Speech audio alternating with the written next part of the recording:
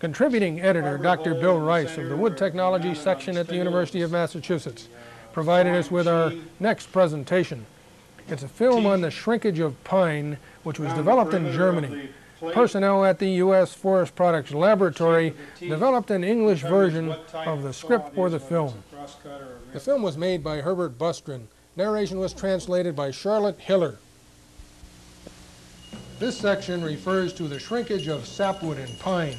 We start here in the forest with some felled pine trees.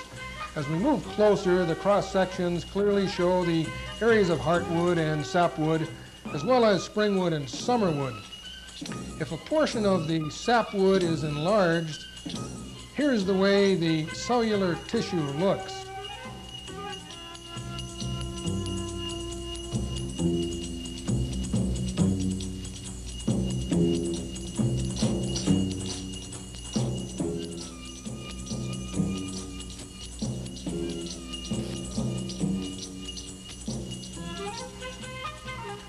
This has been a cross-section of a portion of springwood. Now the picture is turned to show the longitudinal section. This shows the outside of several cells with bordered pits. The cells are now cut in half along their long axis. The vertical lines are the tangential cell walls. The round bodies within the cell walls are the pits. The cell cavity is called the lumen, shown here partially filled with water. When wood dries, the free water contained in the cell cavity is evaporated first. After the free water is gone, the bound water evaporates from within the cell walls.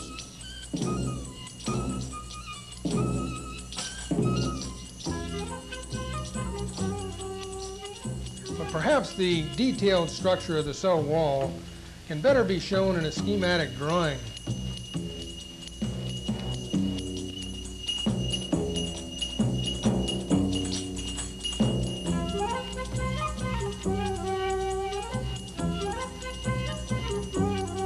Here we see several micelles held apart by bound water combined in micellular chains. As the water leaves the cell walls, the micellular chains move closer together and toward the right. 14 rows of micellular chains soon take up the same space that 8 rows occupied before evaporation. The significance of shrinkage is emphasized in this proportion of 8 to 14.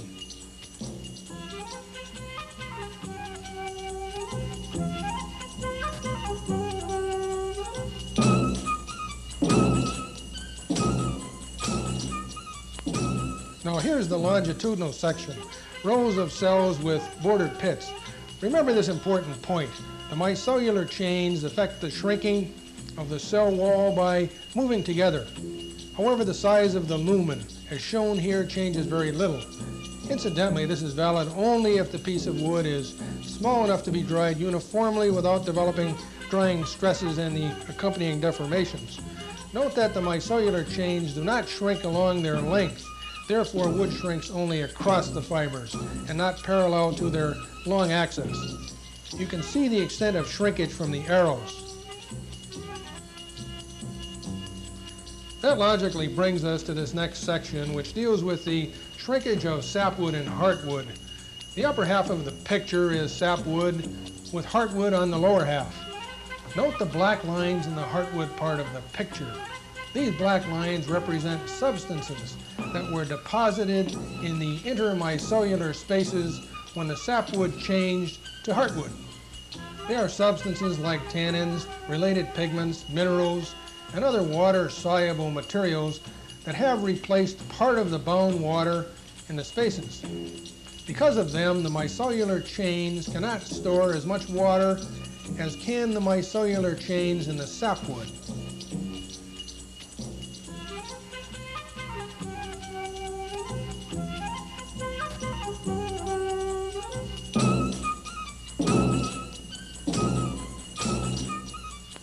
For a different view, here's the longitudinal section again.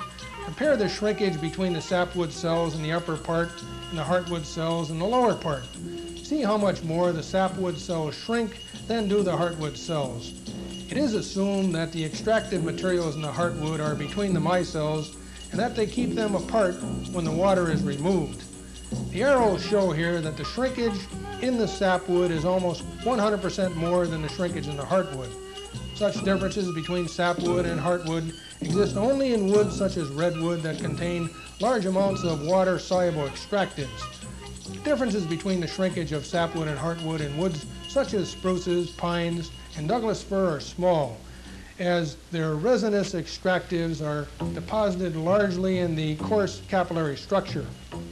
Here now is a comparison between the shrinkage of springwood and summerwood. First, here is a highly magnified section. The cells at the right are summerwood or late wood. The ones at the left are springwood or early wood. Notice how much thicker the walls of the summerwood cells are. The diagram shows that the thick-walled summerwood cells shrink considerably more than the thin-walled springwood cells. The proportions of the shrinkage show that the summerwood cell on the right shrinks about 3 times as much as the springwood cell.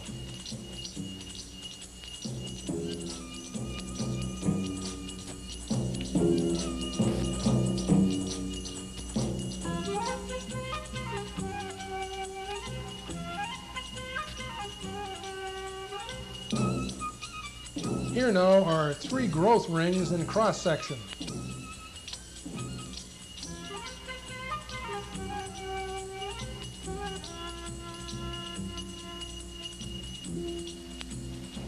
Two of the rings are framed. Now in this slight transition, the diagram shows the summerwood zones as black bands and the springwood zones as light bands. Notice the shrinkage in the radial direction. That's horizontal in the picture. In proportion to their size, the springwood zones shrink radially about 1/3 as much as the summerwood zones.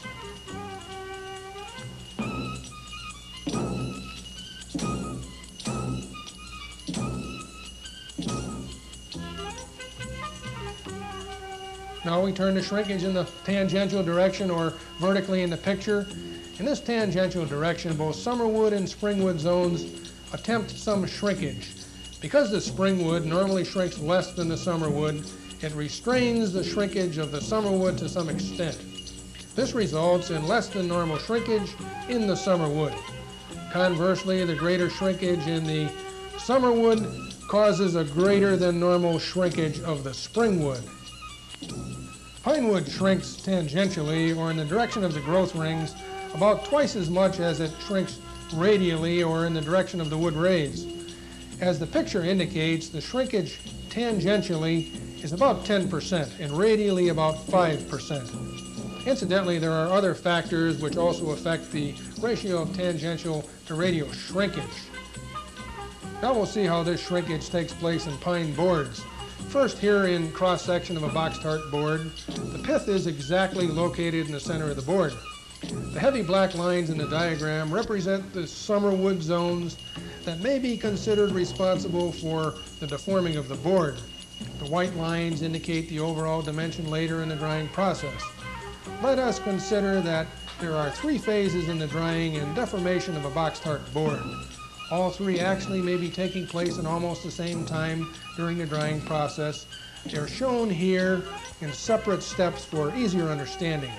This scene shows wood failure that occurs early in drying due to differences in shrinkage in the circular rings around the pith. In the second phase, the heartwood zone shrinks but remains flat. In the third phase, the sapwood zone shrinks to an obviously smaller thickness with an abrupt transition from the heartwood zone. In reference to the thickness and width, the boxed heart board shrinks very little radially or in width, but a greater percentage tangentially or in thickness.